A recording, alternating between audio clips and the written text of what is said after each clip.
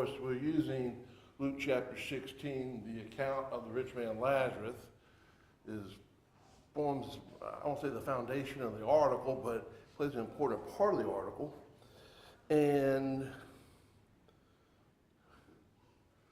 we were talking about how Lazarus died and the rich man died. And Lazarus died and he ended up in Abraham's bosom in comfort. The rich man died, was buried, and he ended up in Hades. And then we began looking a little bit. We looked a little bit at some Greek mythology because, Greek and Roman mythology, because in the King James Version it says hell. Other translations would have it Hades, and some have claimed, well, the Christians got their understanding, and the Jews later, before them, of the understanding of the underworld from the Greeks. And we looked at Greek mythology with regard to the underworld, and then you look at what we find in the Bible, especially in this account. While there might be a couple similarities with regard to like the division of two places, there's a lot of differences. There's no riverman to take them across the river. Lazarus was not restricted from going down to the rich man because of a three-headed dog, and some other things could be said. Why did what would have been the most logical explanation why the word Hades was used with regard to the underworld when the Christians wrote? Because the Greek, if they were writing in Greek, the Greek word for underworld was Hades. So that's the word they would have used. That's the word they would have used. And we pointed out that in the New Testament, the words that get used with regard to the judge after get used with regard to the life after death, Hades, and Gehenna. And Gehenna is the one that really found 12 times in the New Testament, is the one that really deals with what we say hell, the final punishment, the everlasting punishment. Hades used 10 times is more of a place for the soul, for the spirit to remain until, or stay until the judgment day. A spiritual waiting room. And of course, in the Old Testament, the word that would have been used for Hades was what? Begins with an S. Sheol. Used around 66 times, and when you find where it's written or found, in a lot of places it's found in the poetic languages, and of course, we're talking about David, and we're talking about and Solomon and Job. Those writings definitely preceded the Greek mythologies. So obviously this was an idea that was present even before the Greeks sat around and said, let's have a place, well, Homer said, let's have a place called Hades, you know. So we pointed that out. So the rich man has reached Hades. He is in torment. He is also able to do what? He's able to talk. What else is he able to do? Remember, he can see, and what does he see? Lazarus in Abraham's bosom. And so while he is in torments, Lazarus is in comfort. And so what does this image, or what does this give us the idea with regard to Hades? There are how many parts to it?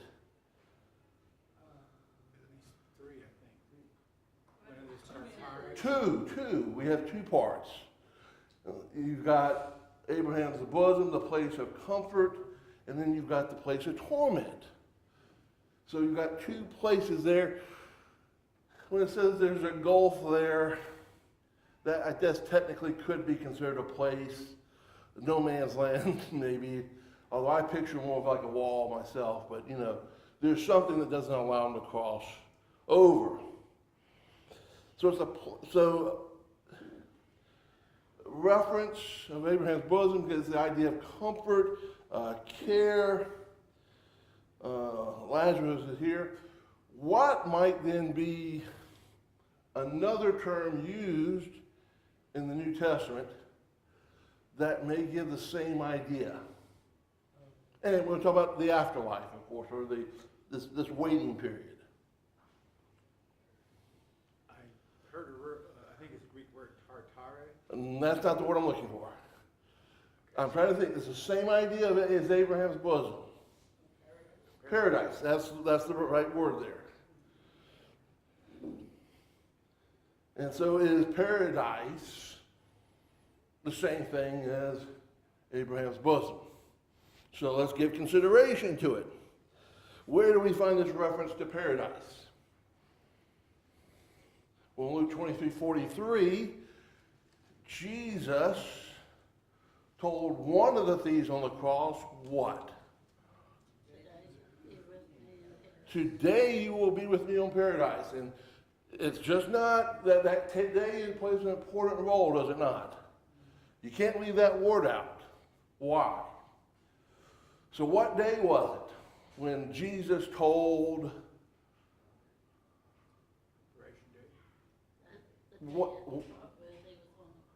What day was it when they were on the cross? They were on the cross, so what day of the week was this? This was Friday. So they're on the cross in the morning time, and Jesus says this. So what does that mean? If Jesus is not lying, we believe this to be true, then at some point in the day, what will happen? Jesus and the thief will be in paradise. Doesn't say anything about Saturday, doesn't say anything about this, but it says it has to happen today. So, yes, Gloria? I just said they was going to die. Yeah, well, so what then is paradise?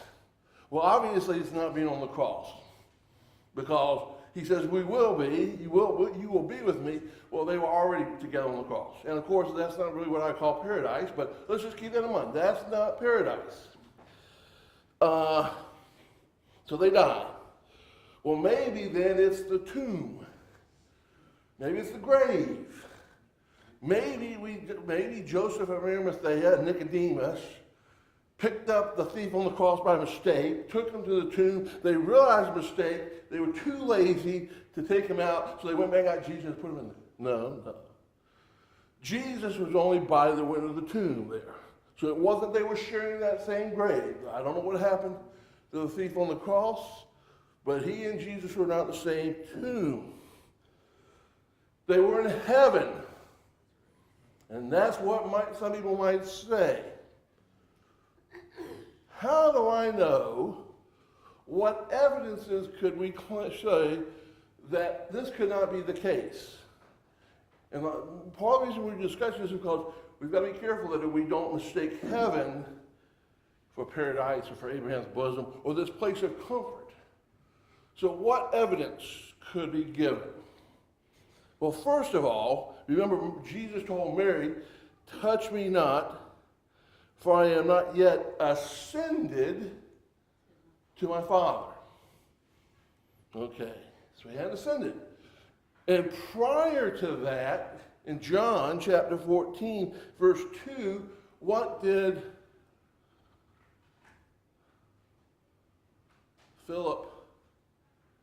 Jesus tell his apostles?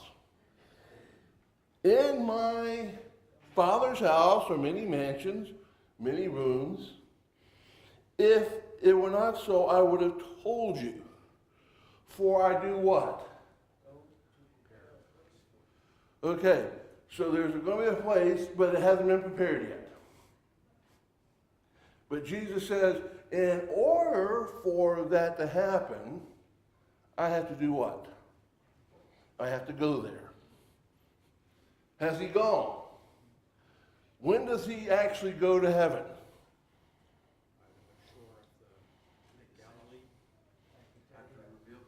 After he revealed himself, and we can find that account in Acts chapter 1, can we not? After he told them to stay in Jerusalem, and then they would go out to all the world, starting in Jerusalem and Judea and Samaria and the uttermost parts of the world, what did Jesus then do?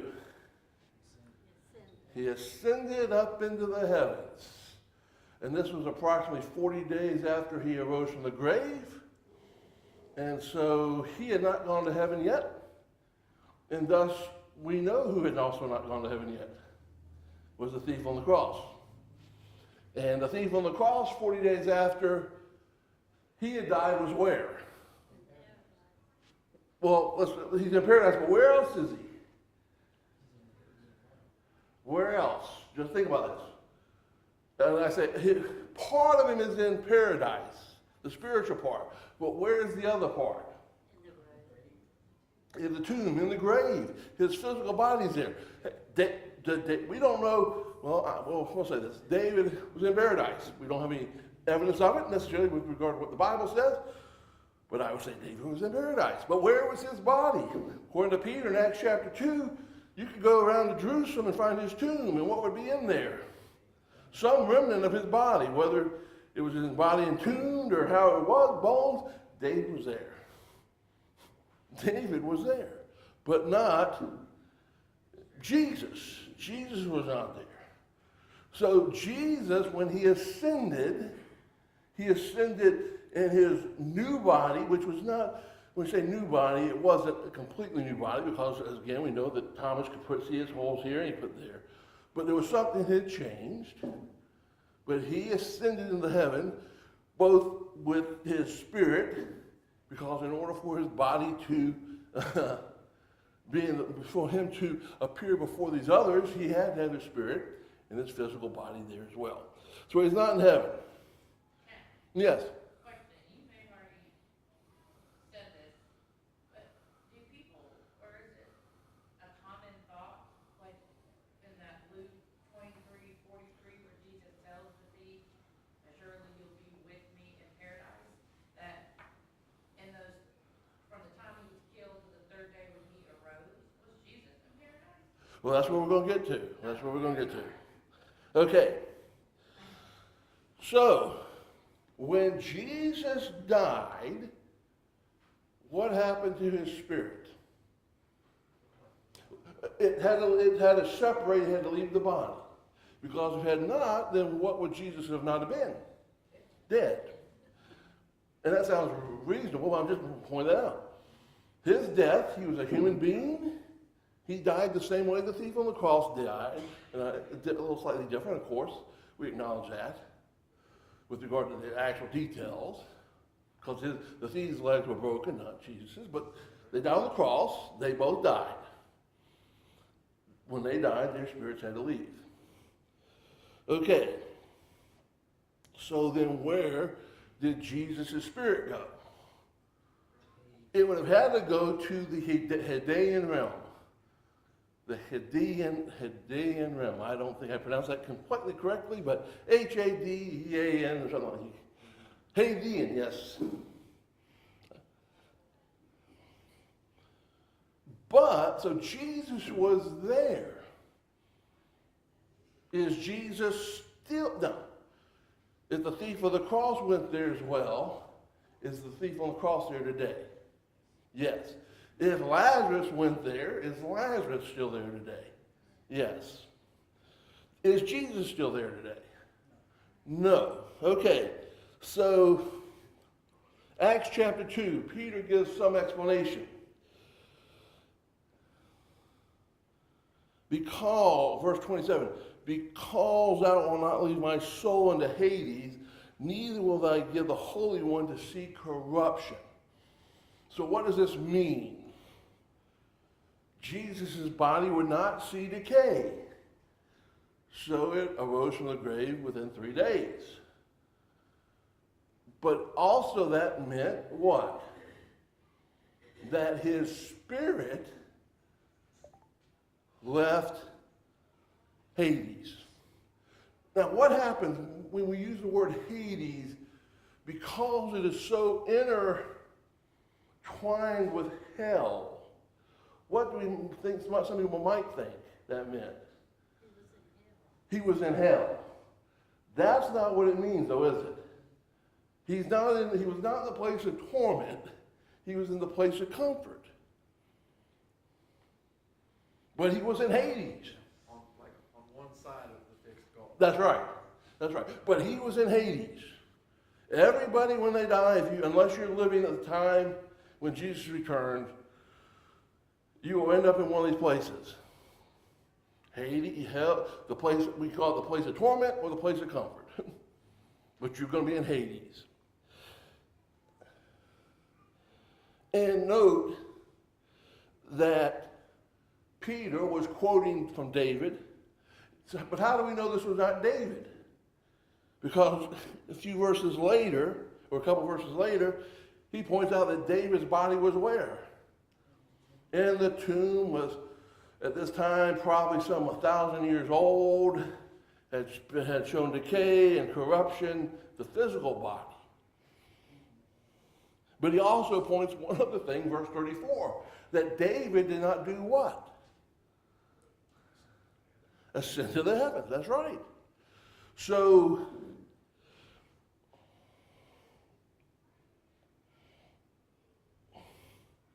we have this here where Jesus went to paradise. Paradise was the place of comfort. He was there temporarily. And so we go to Matthew chapter 16, verse 18, where he says, I will build my church, and the gates of hell will not withstand against the kingdom. The kingdom will overcome the gates of hell. But we say gates of hell, but really it's what? The gates of Hades. Sometimes we say gates of hell. That's what we might think. But he's really talking about the day and realm, Hades, and the idea of Hades is death. And so is associated with death. And so Jesus arises from the grave. He's no longer dead. He then ascends into the heavens. Let's note, how many people do we know in the Bible that ascended into the heavens? We got Jesus, but who else? Elijah, and one more? Enoch. Did they die? As far as, from based on telling Elijah, he was alive and well when he got on that chariot of fire. And he went up there. And we'll make the same thing that Enoch, based upon the language. So those men ascended to the heavens. So they're like Jesus, except for one thing.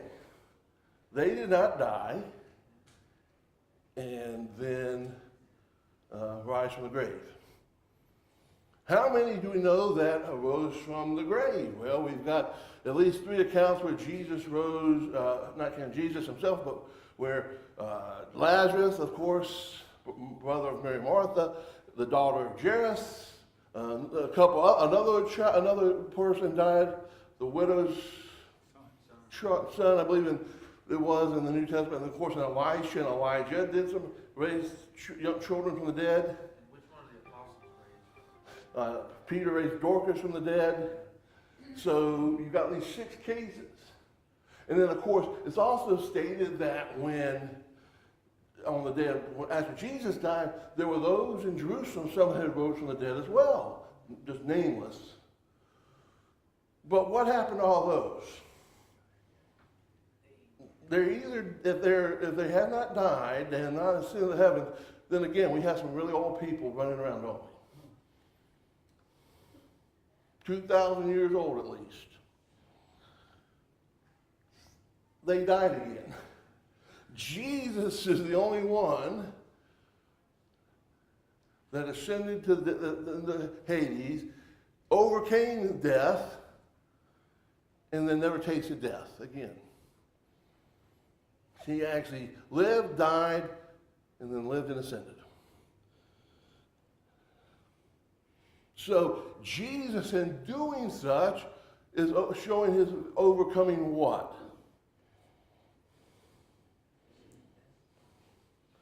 overcoming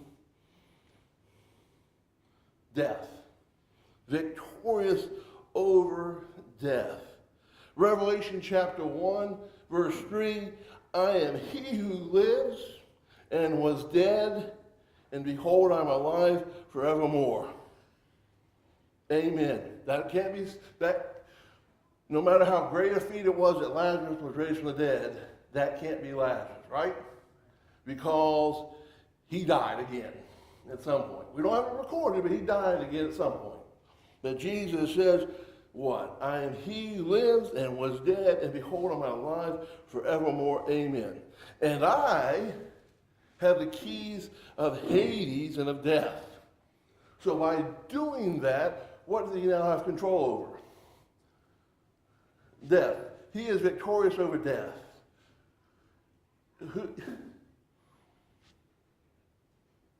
And thus, as Paul would point out in 1 Corinthians chapter 15, when people claim that Jesus did not arise from the grave, what does that say then? We're believing in something that isn't there. Yes, we're lost. He's not victorious over if he was not victorious over death, then what we're doing is just a waste of time. Sister Linda. We're most miserable people, but not only that, what we're doing is amazing. Yeah, that's right. But notice something else.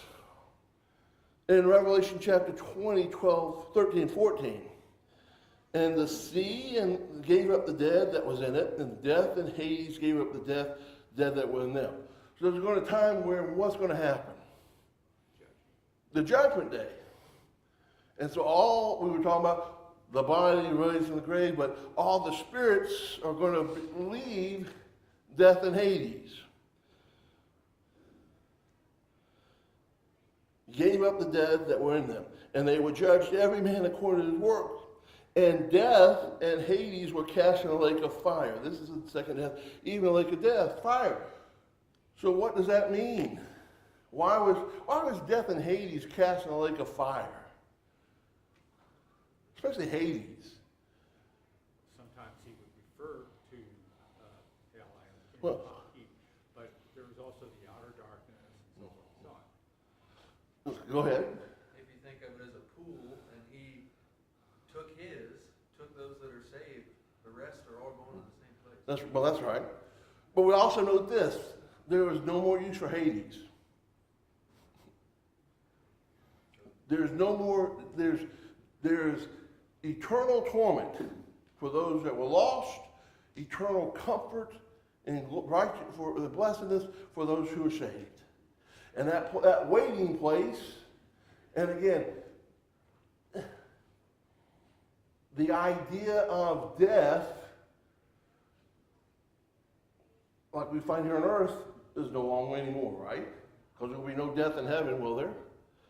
And this sort of ties the idea that there will be death or some kind of extinction in hell, some might teach.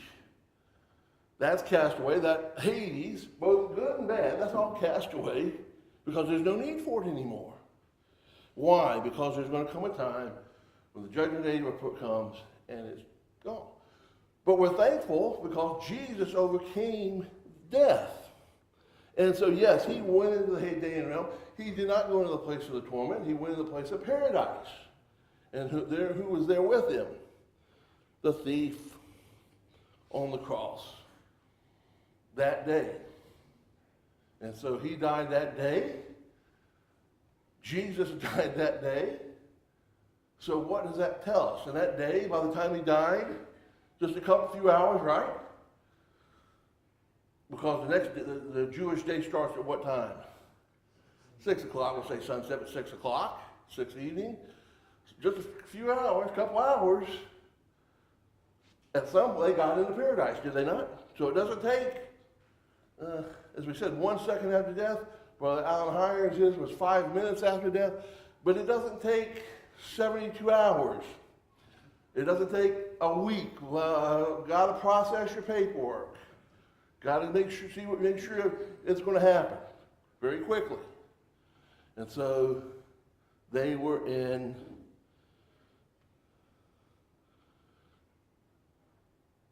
paradise. The second place is a place of torment, and is possibly the same area as referenced by Peter in 2 Peter chapter 2:4. And what word did you use a few minutes ago? Began with a T. Yes. For if God, 2 Peter 2:4, for if God spared not the angels when they sinned, and cast them down to hell, and committed them to pits of darkness to be reserved unto judgment. That those idea of pits of darkness, Peter used the word Tartarus, or Tartarusus, but that's the idea. And of course, we talked about that with Greek mythology. That was one of the places in the Greek mythology of the underworld. That was a place generally, that would be the name that was used anyway. But we see here is the idea of a place of darkness. We got, and some similar idea is found in Jude chapter 6. And angels that kept not their own principality, but left their proper habitation, he kept in everlasting bonds under darkness until the judgment of this great day. One thing we've got to mention here is we don't know anything very much about these rebellious angels, do we? We get a lot of ideas from Dante's Inferno and TV shows and movies and fictional writings, but we really don't know very little, except what? There were angels who rebelled, and when they rebelled, what happened? They were cast out, and they were placed in a place of darkness and despair.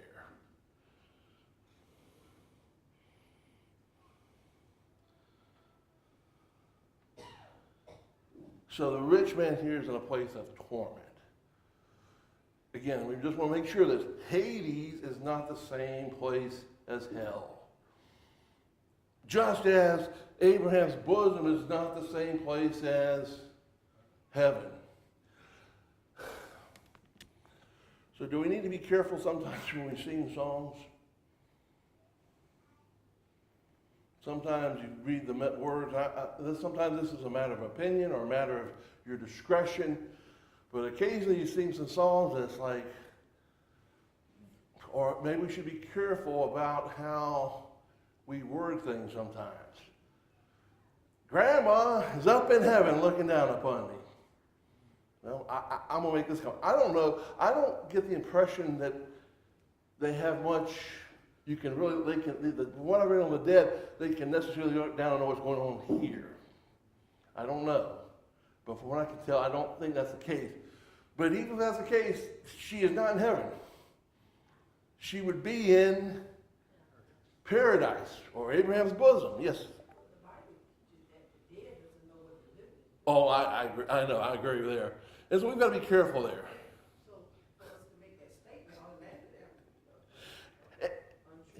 Yeah, and I agree with that. It sounds nice, and sometimes that might sound like a word of comfort, but it's not. It's not really. It's not true. It's one of those things. I'll put it this way: it's not one of those ones trying to cast stones at people, but it's one of those things you just got to be really careful. You might be sending the wrong message. And the same thing with songs.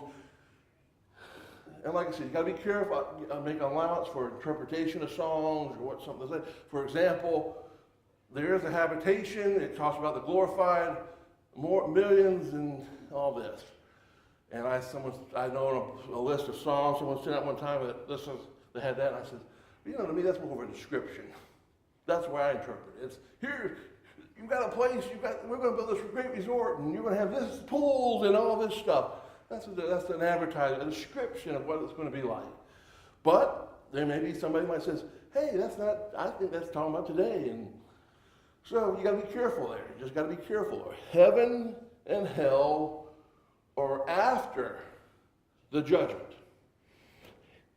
The place of torment, the place of comfort, is found in Hades, which is going on right now for those spirits. So, how do we know the rich man was in torment, by the way? He said it. And then what did he, how bad must it have been? He wanted a drop of water from the finger. If I could just get a drop of water, that would be just so great. He didn't ask for a bottle. He didn't ask for a big barrel. He says just a drop of water. A drop of water. Send Lazarus. And of course, Abraham pointed out something, did he not? That while y'all were living, and that y'all, of course, that is the New King James Southern translation. While y'all were living on earth, you lived in great comfort. And Lazarus was in great sorrow. Yes. And of course, if Lazarus had just lifted his finger to do that, that would have been more than what the rich man ever did for Lazarus. But then Abraham pointed out something, did he not? This could not be done because there's a gulf. There's something, division, a blocking wall, no man's land, however you want to imagine it. There's something, Lazarus couldn't come. And you know, Abraham makes it sound like, if you read it, that maybe there would be some that might want to go down there to do something like that because they see someone in torment. And yet they can't because of that gulf. What's happened here on earth will decide what happens in the afterlife. Now, Abraham also didn't say what, but maybe someone will be baptized for you. Or maybe, let's go and check the purgatory records and see how much was given before you didn't give enough. We have false teaching about that we can be baptized for the dead. And I know that 1 Corinthians chapter 15, that is a challenging passage dealing with that. But look, here's an interesting thought process. Let's just say there was an opportunity. Let's just say for one day God gave everyone an opportunity to pray for the dead or be baptized for the dead that were sinners. Do you think the Jews would have thought about being baptized for this rich man? If he was a Jew. That's the- Probably not, because why? He had money. Obviously, he was one of God's favorites because he was rich and wealthy. Why would we need to pray for him or be baptized for him? Obviously, he's going to be in a great place. I don't believe that opportunity would have been given. They would have thought about praying for the rich man. And please note, are there not passages that sort of give this? When the rich young ruler came to Jesus, and then Jesus told him to sell all that you have and give to the poor, and the rich man, and what did his disciples think? Can anyone be saved then? Why? Well, that man had money. Doesn't that mean that God favored him and everything's going right with him? How can it be for us? That's one of the lessons that keeps going through the New Testament. And go to Acts chapter 5 when it talks about your righteousness must exceed that of the Pharisees and the scribes. I still believe I'd like to have been present there and just to see what the look on people's eyes were when they heard that. Because how then can my righteousness be greater than the Pharisees and the scribes? They're the great rulers. Jesus kept pointing out that salvation wasn't based upon your doctoral degrees or your wealth. There were a lot of other things there. So they probably wouldn't have prayed for the rich man because they'd have thought he was already in heaven or in paradise. But you do hear that purgatory, and of course, that's one of the things that ended up leading to our denominational war, because one of the things that really irritated Martin Luther was the payment, purgatorial payments. So, hey, you could buy your salvation. And it got kind of ridiculous. But again, we also have those who take 1 Corinthians 15, I can be baptized for the dead. Whatever Paul, and that's coming from Fishers of Men class, there's questions on that, is there not been about that passage? And one of the things he points out is whatever entirely it means, you've got to base it upon what else? What other you find in the other parts of the Bible? And so if Paul understood that baptism had to be done before you died, why didn't Paul then say, after Agrippa said, almost thou persuadest me to be a Christian? Paul could have said, well, Agrippa, if you'll die, I'll be baptized for you. Why was Paul disappointed? Because he knew if Agrippa died then, what would happen? He'd be lost. There was no second chance, no other opportunity. So the rich man is in torment.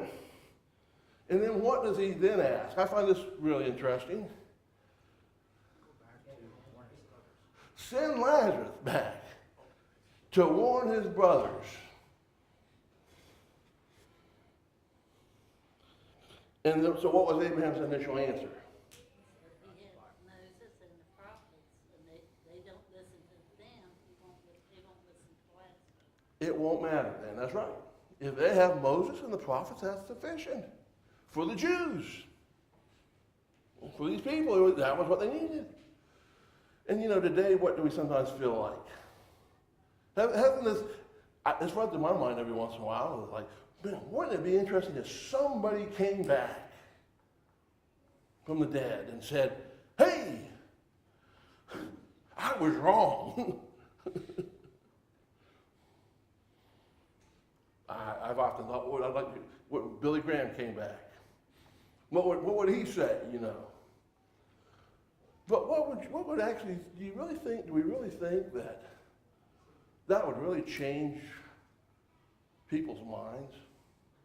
I guess it's possible it might change a few, but it wouldn't. Not the majority. Sister Linda. I think if Billy Graham came back, he could say, get in the church. I'm sure that's what he would say. I don't know how many people listen to him, though, do you? I don't know. And that's what the rich man says.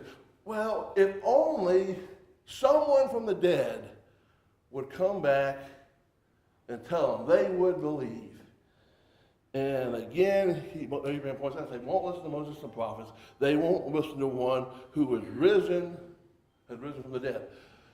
And when we started this study, and it's about time, we'll get a couple minutes, one of the things we mentioned was this a parable, or was this a true account? And was it a parable? I don't know if it necessarily matters. It doesn't fit the entire qualifications of a parable, but it could still be some sort of parable. I will say this, if it is a parable or some account that Jesus made up, or you put in a situation or brought it to a story, I don't say made up's not the right word, but example might be, that's a good word. He used the name Lazarus, was that specially chosen because of what was going to happen to Lazarus, the brother of Mary and Martha. And why do I say that? Because at the end of this parable, what does it say? Hey, if you won't listen, they've got the law and the prophets. They've got Moses and the prophets. If they don't listen to Moses and the prophets, they won't. That's sufficient. Well, a dead person rising from the grave will change their minds.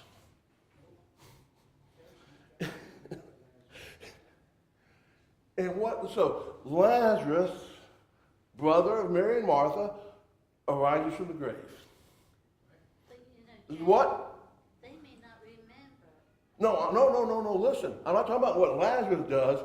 I'm talking about what the Pharisees and the scribes do. What do the Pharisees and the scribes say? I was looking for a sign. Well, in this particular case, John chapter 11, after this occurs, what do they want to do? First of all, they want to put Jesus to death. They haven't changed their mind. They acknowledge that Lazarus was raised from the dead, but they haven't changed their mind. In fact, go to chapter 12. What then do they want to do? We want to kill Lazarus because he's causing these people to believe in Jesus. Here was a man who was brought from the grave. They had to acknowledge it. They couldn't deny it. But did it change the minds of those who had made up the mind? Did it change the minds? No, it didn't. Jesus was right. For those who were willing to believe, that just was another sign. For those who were not, it wasn't having any effect on them. And so, Sister Linda, like I said, Billy Graham could come back from the grave. Stephen Hawking could come back from the grave. There's Brigham Young, Joseph Smith, Mohammed. And again, I'm not going to say no one would change their minds, but we'd be disappointed. A lot of people would stay, especially today. What would they say? Oh, that's fake. They must have faked it. CGI, artificial intelligence. They did it with the moon landing. They'll do it. They did it here, you know. That's what would happen. The people that want to believe will believe what's in the New Testament.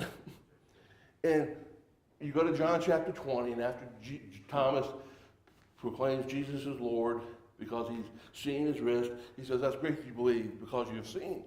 But more blessed will be those who believe and have not seen physically. And that's us today. And that was Christians 1,000 years ago. That was Christians 500 years ago. That was Christians, I said 500, 1,500 years ago. That was Christians 100 years after Jesus died.